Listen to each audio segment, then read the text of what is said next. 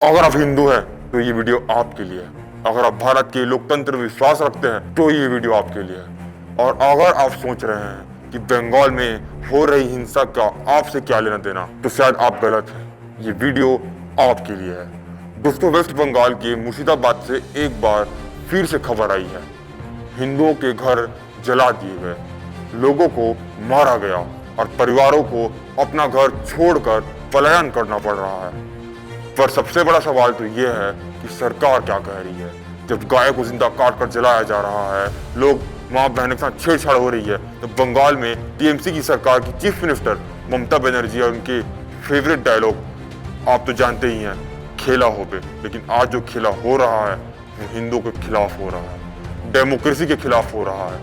दोस्तों को बता दूं कि वक्फ बोर्ड एक तानाशाही संस्था के ऊपर वक्फ बिल आ चुका है और इसका विरोध ममता दीदी पुरजोर कर रही है। कुछ दिन पहले मैंने वीडियो बनाया था वक्फ बोर्ड के ऊपर।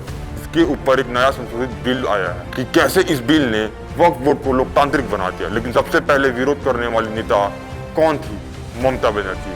इन्होंने खुद कहा है, मैं बंगाल में यह बिल लागू नहीं होने दूंगी। पर क्यों? जब बिल में ट्रांसपेरेंसी है, अकाउंटेबिलिटी है, तो विरोध क्यों ममता बनर्जी छिपाना चाहती हैं कि बंगाल में हिंदुओं की जमीन, मंदिर, आस्था सब कुछ वक्फ के नाम पर कब्जा की जा रही है। दोस्तों को बता दूं कि ममता बनर्जी की सरकार के अधीन रहकर आज तक किस प्रकार से बंगाल की भूमि में हिंदुओं का खून बहाया गया है। धूलागढ़ के दंगे 2016, 13-14 दिसंबर को रिलीजियस जुलूस के दौरान हिंदुओं के घरों पर हमला किया गया, उसके घर लूटे गए, पुलिस प्रशासन चुप रहा। अब वो कलिचाया के दंगे तो याद ही होंगे, तो 2016 की जनवरी में हुए थे। एक फेसबुक पोस्ट पर मुस्लिम समुदाय ने प्रोटेस्ट किया, लेकिन प्रोटेस्ट वायलेंस में बदल गया और इसका खामियाजा किसे भुगतना पड़ा? हिंदू समुदाय को।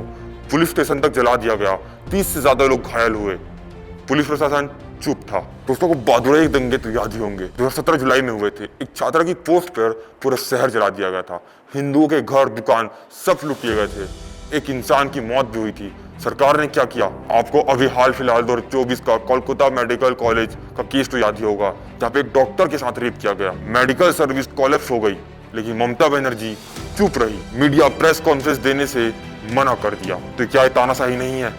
दोस्तों और याद कीजिए, संदेश खाली की हिंसा जनवरी 2024, ईडी के ऑफिसर पे टीएमसी के नेताओं को सपोर्टर्स ने अटैक कर दिया, मीडिया वाले भी नहीं बच पाए। ममता गवर्नेंस ने बोला ये तो पॉलिटिकल टारगेटिंग है, मगर सच तो ये है कि बंगाल में कानून सिर्फ एक तरफ के लिए है और हिंदुओं के लिए कुछ नहीं। दोस्तों को बता दूं कि आज का हिंदू एक रेफ्यूजी बनकर रहने के लिए मजबूर हो गया है, एक रेफ्यूजी अपने ही देश में। दोस्तों अब समस्या ये है कि आम हिंदू जो सिर्फ अपने धर्म के साथ जीना चाहता है, शांति से अपने परिवार को पालना चाहता है, उसको हर वक्त अपने ही देश में डर लगा रहता है। मंदिर बनाना है तो कम्युनल, भाषण दिया तो हेट स्पीच, आवाज उठाई तो फ्रिंज एलिमेंट। पर जब उसके घर जला दिए जाते हैं, जब उसकी बहन के साथ दुष्व्यवहार होता है, जब उसका पूरा परिवार रेफ्यूजी कैंप में चला जाता है, तब पूरी सिस्टम चुप हो जाती है। ये आखिरी बार नहीं, रिसेंट एग्जाम्पल नहीं। आप सोच रहे होंगे ये सब पहली बार हुआ है, बिल्कुल नहीं। दोस्तों मानो बंगाल में तो ये पैटर्न बन चुका है। हर बार जब ममता बनर्जी की सरकार पर प्रेशर बढ़ता है, या तो ईडी का रेड होता है या करप्शन एक्सपोज होता है, उस वक्त बंगाल में कम्युनल वायलेंस होता है। ये एक डिस्ट्रैक्शन की स्ट्रेटेजी है, एक प्लान पॉलिटिकल गेम है, जिसमें हिंदू सिर्फ एक चेस पीस बनकर रह गया है। अब दोस्तों मैं थोड़ी सी कहानी बताता हूँ, एक कहानी सच्चाई की। मुर्शिदाबाद का एक हिंदू परिवार 3 पीढ़ियों से एक ही गली में रहता था। मंदिर बनाई, होली मनाई, पूजा भी की। फिर एक दिन एक रैली आई, उसने कहा हिंदू भगाओ, हिंदू भगाओ, और इस स्लोगन के साथ उसका पूरा घर जला दिया जाता है। और जो आसनोल के रेफ्यूजी कैंप में रहने के लिए मजबूर है बिना किसी गुनाह के। और सबसे बड़ी बात, इस पूरे घटना पर सरकार ने ना इंक्वायरी की, ना कोई कंपनसेशन दिया।